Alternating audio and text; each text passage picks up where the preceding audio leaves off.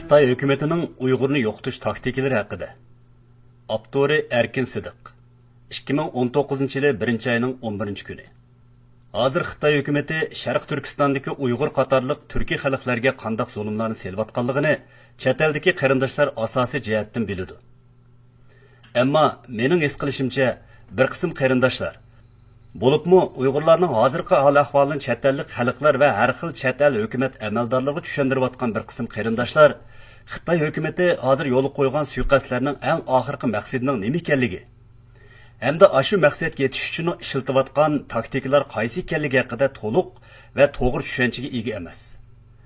Shundoq bo'lg'achqa men mazkur yozmamda o'zimning kuzatishi va izlanishi orqali bayqagan va to'plagan bir qism uchurlarni xuloslab o'taman. Mening ba'zi chet ellik tanishlarim mendan texi bir qancha kun oldinlar. Uyg'urlarning hozirgi ahvoli qandaqroq? Seningcha yaxshilanish bo'ladigandekmi deb so'radi.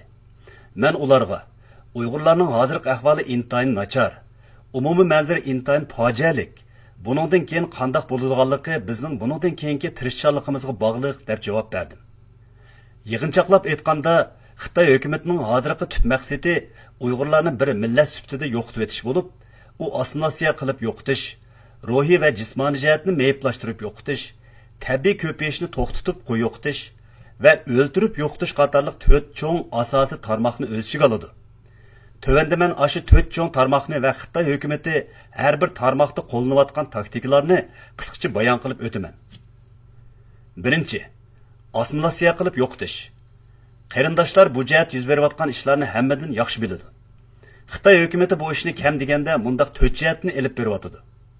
Birinchi, Uyg'ur millatining dini, tili, madaniyati, urf-odati va Uyg'urlikqa vakillik qiladigan yoki Uyg'urlikni namoyon qiladigan boshqa barliq narsalarni cheklab yo'qotish. Ikkinchi, Sharq Turkistonga ko'plab Xitoy nopusini ko'chirib kelib, Uyg'urlarni nopus jihatda o'z makonida bir nayt kichik millatga aylantirib qo'yish. Uchinchi, o'qitish va xizmat berish bahonasi bilan bir qism Uyg'urlarni Xitoy o'lkalarida yashitib, mengi yuyish.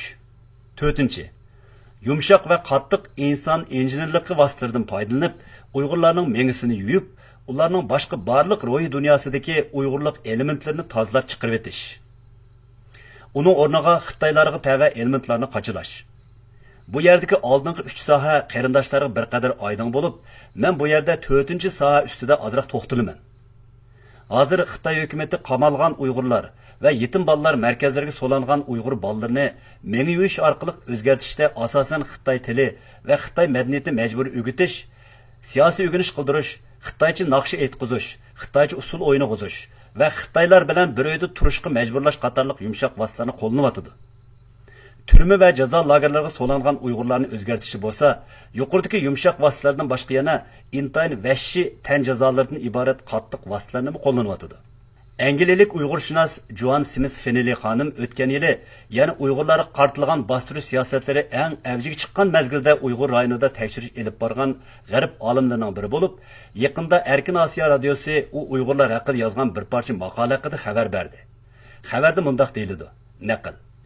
Fennelly xonimning ko'rsatishicha, u Uyg'ur elidagi tekshirishni oyoqlashtirib, iyulning 5-ida Angliyaga qaytgandan keyin angliyalik yozuvchi George Orwellning 1984 nomli romanini o'qish majburiyatini his qilgan.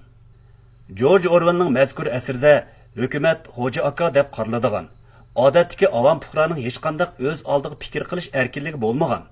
Ularning barliq ish harakatlari, kuzatish apparatlari, maxfiy tinchig'ich va hatto televizorlar bilan ta'qib qilinib turadigan bir zulmatlik jamiyat tasvirlanadi. U maqolasining oxirida bu tuyg'ularni mundaq ifodalagan. Bu mashhur asar bilan navbatda Shinjongni o'z iskanchisiga olgan asabiylikni tugutish va ideya o'zgartirish harakatlarining butunlay jipslashadiganligi hayron qolarlik edi. Kitobning oxir qismidagi bosh personajning so'roqchisi munolarni oshkorlagan edi. Biz dushmanlarimizni butunlay tarmar qilmaymiz, balki biz ularni o'zgartimiz. U bid'atlar bizga qarshi turadi ekan, biz ularni vayron qilmaymiz. Ularning e'tiqodini o'zgartimiz. Ularning ruhiy dunyosini asir olamiz. Ularni qayta yasab chiqamiz. Sening iching kavaklashidi. Seni ichingdan siqib chiqarib, uning o'rniga o'zimizni to'shtiramiz. Naql tugidi. Yuqoridagi mazmun hozir vatandagi Uyg'urlar ustidan elib berilayotgan assimilyatsiya va ideya o'zgartirishning nima ekanligini nihoyat obrazli tasvirlab beradi. Men George Orwell'ning 1984 degan romanini bir qatim o'qib chiqish uchun uni Amazon to'ridan setib oldim. Ikkinchi, ruhiy va jismoniy jihatdan meyiblaştırib yo'qitish. Biz burun jazo lagerida bir mezgil tutib turilib, keyin qo'yib berilgan hamda chet elga o'ngishliq chiqib oladigan bir qancha qarindoshlarimizdan jazo lagerlarida qanday tan jazolari va qiynashlarga uchraganligini angladik. Ular deb bergan ishlarning ichida bir xil dori ishkizish, uyqusiz qoldirish, yo'lvas o'rindig'ida uzun muddat o'ltirg'izish, tok orqali qiynash, zanjir kishanlarda bog'lanib, midirlayolmas qilib qo'yilgan bir xil holatda tunlarni o'tkazish qatorliqlar bor bo'lib, ulardan ba'zilari bunda qiynag'ichi meni o'ltirvatsin bo'ptikan degan istaklardan bo'linganligini tilga oldi. Buningdan bir qancha oy ilgari ijtimoiy taratqularga vatandan kelgan mundaq bir uchur chiqdi. Janubdagi ma'lum bir jazo lageri muddati toshgan bir qism Uyg'urlarni qo'yib berib sinagan. Ularning ichidagi o'z uyini tepib ketolmaganlarni qo'yib berib, o'z uyini tepib bora olganlarni tutib jazo lageriga qaytadan so'lagan. Bu yil 3-yanvarda tövendeki Tor jurnalda bir parça İngilizce maqala e'lon qilindi. U maqolada mundaq deyiladi. Qozog'iston grajdani Abil Amantay o'tgan yili Sharq Turkistonga borganda u tutilib, Bo'rtalarning Jing noyasidagi bir jazo lageriga solinadi. Uning dadasi Nurg'un yo'l mengib, o'tgan yil 12-oyda uning bilan ko'rishish fursatiga erishib, uning bilan ko'rishdi. Hamda o'g'lining jazo lageridan chiqib bir zavodda ishlaydiganligini, eğe 650 so'm maosh oladiganligini bayqaydi. Abil Amantay hozir har 2 oyda bir qatam Qozog'istondagi ayoliga telefon qilish ijozatiga erishgan bo'lib, uning ayoli muxbirga mundaq deydi. Erim ancha ko'p gap qilmay, faqat nurg'un narsani o'rganyapman deydi. Ammo har qatam telefon qilganda bolalarimning ismi nima, qancha yoshga kirdi, qancha sinflarda o'qiydi deb so'raydi. Qaraganda u hozir nihoyat og'ir darajadagi esini yo'qotish holatida o'xshaydi. Biz lager yoki turmalardan qo'yib berilib, uyga berib bir hafta turgandan keyin o'lib ketgan Uyg'urlarning ishlaridan nihoyat ko'plarini angladik. Men yaqinda Amerikada 2 magistrlik unvoniga erishib, vatanga qaytib ketgan Mutallib Nurmamat inimizning bir jazo lageridan chiqib, 10 kun o'tganda lagerdagi vaqtida uchragan og'ir tan jazolarining zahmisidan 41 yoshida o'lib ketganligini o'zimning Facebook to'rida yozdim. Mutallib hukimiz Kaliforniyada o'qiyotgan vaqtida biz bir rayonda turgan hamda oqufkadek yaxshi o'tgan edik. U intayin bastilik, intayin qabul va intayin sog'lom bir yigit edi. Hozir bu xildagi ahvol vatanda keng ko'lamda yuz berayotgan bo'lishi mumkin. Ammo bizning biladiganlarimiz intayin oz. Ish qilib jazo lagerlarida o'lib ketayotgan Uyg'urlarning xabarlarining oxiri uzilib boqmadi. Uningdan boshqa vatandan chiqqan Xitoy soqchilari jazo lagerlaridagi Uyg'urlarga badanni qiynaydigan tan jazosi berayotgan ko'rinishlar intayin vahshiy bo'lib, ularning ba'zilariga odam qarashqin bardoshlik berolmaydi. Shunlashqa biz o'zimizdan hozir jazo lagerlarida turayotgan qarindoshlarning qancha prosenti jismoniy jihatdan butun odam bo'lib turayotgandi deb so'ramay tura olmaymiz. Xitoy hukumatining hozirgi plani o'lib ketmagan Uyg'urlarni mengi yuyish, dori ishkizish va og'ir tan jazolari bilan qattiq qiynash orqali hech qanday talabga yo'q deyilmaydigan, boshqalarga hech qanday qarshilik ko'rsatilmaydigan, qo'ydak nega etilsa shu yerga mangdigan, o'lib ketguchi Xitoyga haqsiz yoki yo'qirqidak intayin oz pulga ishlab beradigan, ruhiy va jismoniy jihatdan og'ir darajada meyiblaşgan yerim mashina odamlarga aylantirib qo'yish ekanligini ko'rib olish tas emas. Xitoy hokimiyati bundaq ishlarni Uyg'urlarga burunmi qilib boqqan. Masalan, Jallod Xitoy Wangjin Sharq Turkistonda 1949-yildan 1953-yillargacha keng ko'lamli qirg'inchilik elib berib, keyin markazga doklad berganda, men Shinjongda keyingi 50 yil ichida birarmi aksiyalar chiqmaydigan qilib etaman degan. Xitoy hukumati hozir nihoyat zo'r sondagi Uyg'urlarning ichki a'zolarini tirik turg'izib elib, ularni setib atadi. Ya'ni Uyg'urlarni Xitoy hokimiyati organ sodasining moddiy manbasi qilib atadi. Shu sababdan nihoyat ko'p sondagi Uyg'urlar meyib odamga aylanib qolib atadi. Hamda baldir o'lib ketib atadi. Mushundaq taktika orqali ular bir tarafdan pul tepib, yana bir tarafdan Uyg'urlarni yo'qotish maqsadini ishga oshirib atadi. 3. Uyg'urlarning tabiiy ko'payishini to'xtatib yo'qotish.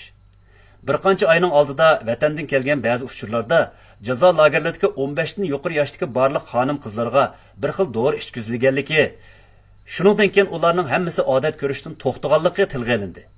Nihoyat ko'p sondagi Uyg'urlarni tutib, ayollarni jazo lagerida ayirib etish, jazo lagerlaridagi ayollarni zavodlarda ayirib ishlatish, erni tutib ketib, ayolni uyda qo'yish yoki ayolning uyiga Xitoy erdan birini tiqib qo'yish hamda erlarni Xitoy o'lkalaridagi turmlarga elib ketish qatorliq vositalar bilan Xitoy hukumati hozir ayol bir uyda turadigan normal Uyg'ur oilasining nisbatini intayin kichik songa tushirib qo'ydi.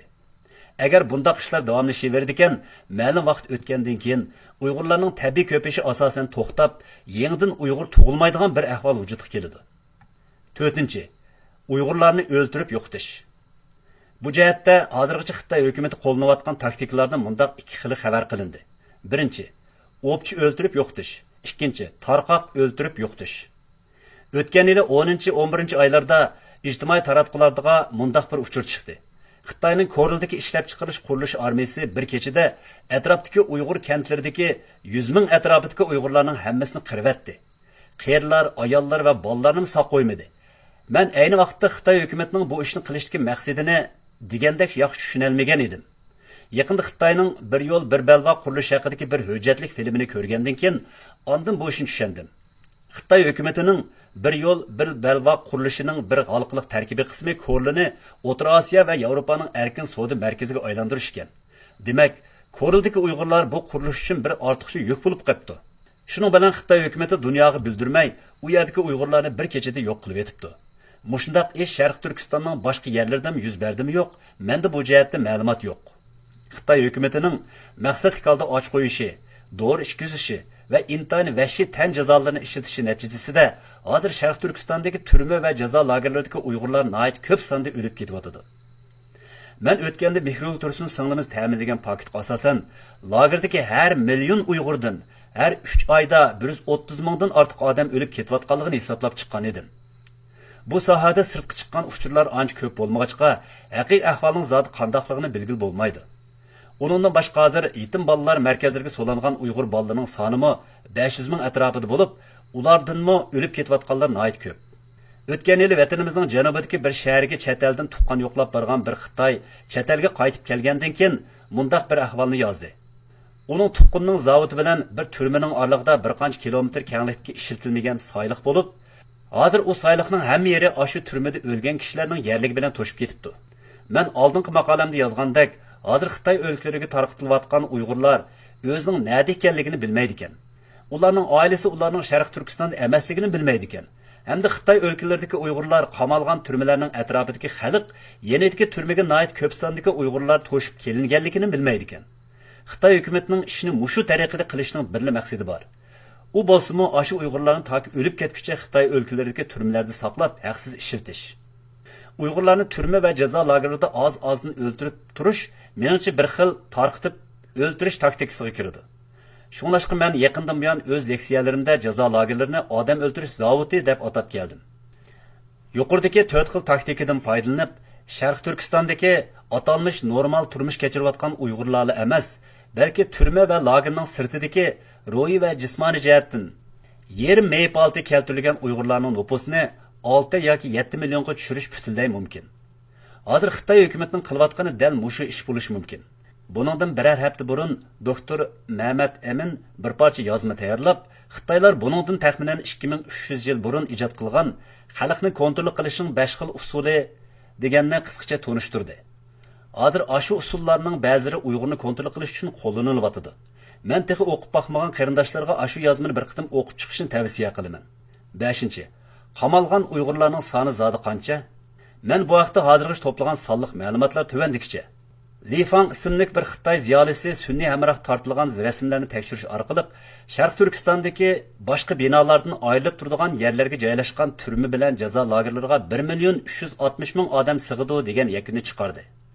Bu yakun 2018-yili 28 dekabrdagi bir cho'ng inglizcha matbuot, ya'ni The Epoch Times'ning maqolasiga chiqdi. Li Fang apandi kentlarning ichiga joylashgan egiz ho'yli tomlari va qorovulliq munarlari yo'q turmalarni topolmagan. Hamda shaharlardagi cho'ng binolarning ichiga joylashgan va yer ostiga joylashgan jazo lagerlarini farq etilmagan. Agar ashundoq farq etish mumkin bo'lmagan turma va jazo lagerlariga so'langan Uyg'urlarning soni yuqoridagi sonning 25%ga to'g'ri keladi desak, u 340 ming odam bo'ladi. Yana Xitoy o'lkalariga 500 ming Uyg'ur yo'tkash qaror qilinganligi e'lon qilindi. Hozirgacha oshkorlangan o'lkalardan Xelongjang, Sanshi va ichki Mo'ng'ul qatorliqlar bor. Yana Gansudagi odam qechish mumkin emas bir sayliqqa 2013-yildan boshlab selinib, o'tgan yil putgan bir jazo lageriga 1 milliondan ortiq odam sig'adigan bo'lib, u yerga Uyg'urni yo'tkash boshlanganligi xabar qilindi. Yana Uyg'ur agentligi yetim bolalar markaziga yig'ilgan Uyg'ur bolalarining soni 500 mingdan oshadiganligini xabar qildi. Yuqoridagi sonlarni qo'shsak, jami 3 million 700 ming odam bo'ladi. Bu son Korluda o'ldirilgan 100 ming Uyg'urni hamda tarqoq o'ltirish vositasi bilan o'ldirilgan Uyg'urlarning sonini o'lchiga olmaydi. Bu yil kirgandan buyon ko'plagan Xitoy ziyolilari 2019-yil ichida Xitoy hokimiyatida bir cho'ng o'zgarish bo'ladiganligini faraz qilyotdi. O'tirib qo'yilgan ehtimolliklardan bir qanchasi bor bo'lib, ularning ichidagi asosliklarining biri Xitoy hokimiyatining tej yo'l bilan o'zgarishi. Yana biri bo'lsa, kommunistik Xitoy hokimiyatining o'rlib tushishi bilan Xitoyda bir cho'ng qalamqonchilikning yuz berishi. Agar ikkinchi xil ehtimollik yuz berib qoladi ekan, hamma odam o'z yerini qutqizib qolishga yuguraydi. Ashundaq ahvolda qamalgan Uyg'urlarga, bo'libmi hozir Xitoy o'lkalarida maxfiy qamoqliq turayotgan 1,5 million Uyg'urga har kuni 1-2 vaqt tamoq etib opirib, tarqitib beradigan odam chiqarmi? Hozir chet eldagi ko'plagan Uyg'urlarning vatandagilar bilan aloqalash boqmag'iniga 2 yil bo'lib qoldi. Menmi shularning biri. Shung biz vatandagi tuqqanlarimizning hozirgi holatini asosan bilmaymiz. Aloqamiz bor tuqqanlarimizdan boshqa tuqqanlarning ahvolini so'ray olmaymiz. Agar so'ray olgan taqdirdami, tutib ketilgan tuqqanlarning ahvolini ularmi bilmaydi. U tuqqanlarimiz vatandami yoki Xitoy o'lkalariga akitildimi, biz ko'rishgan tuqqanimiz bilmaydi. Endi mushundoq bir ahvol ostida chet elda sukut turishning qimmati haqida ozroq o'ylanishga to'g'ri keladi. Nur Bakirning sadoqatmanligi va uning Xitoyga qo'shgan zo'r to'hfasi uni Xitoyning jazosidan qutuldirib qola olmadi. Shunlashqa mening sukut turishim vatandagi qarindosh tuqqanlarimni qutuldirib qoladi deb o'ylaydiganlar yolg'iz Xitoy hokimiyatidan rahimdillik tilabli qolmay, yana Allohdan yordam tilashga majbur bo'lish mumkin. Biz o'z tuqqanlarimizning ko'pinchisining hozirmi Sharq Turkistonda bor yo'qligini hamda ularning hayot yoki o'ldirilganligini bilmaymiz. Bu yerdagi bir haqiqat shuki, biz chet eldagi barliq Uyg'urlar hozir to'liq harakatga kelib, hammamiz birlikda eng yuqori darajada tirishchanlik ko'rsatib, Xitoy hukumatining iskanjasida turayotgan barliq qarindoshlarimizni yoki barliq Uyg'urlarni qutqizmay turib, o'zimizning tuqqanlarini hargizmi ayrim qutqiza olmaymiz. Tugidi.